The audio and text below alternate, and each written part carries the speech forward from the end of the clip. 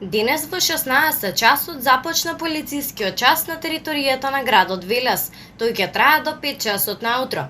Забраната за движење ќе трае во сабота и недела, со што се ограничува движењето на граѓаните од 16 часот и ќе трае до следниот ден до 5 часот наутро.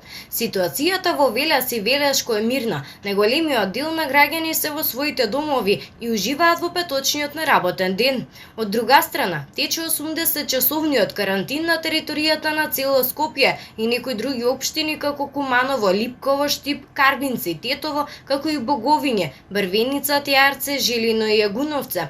Но на што може да се констатира дека на територијата на главниот град вчера на град премини на излезот на Скопје, колони граѓани со автомобили излегуваат од градот со цел да ги поминат овие слободни денови на друго место, каде што не се ограничени движењата во целост. Најчесто граѓаните изјавија дека ќе престојуваат во Охрид и Маврово. Какви последици ќе имаме од овој полициски час, останува да видиме во наредните сценарии кои што ќе ги проследиме во текот на наредните денови од бројките на ново ковид диагностицирани лица.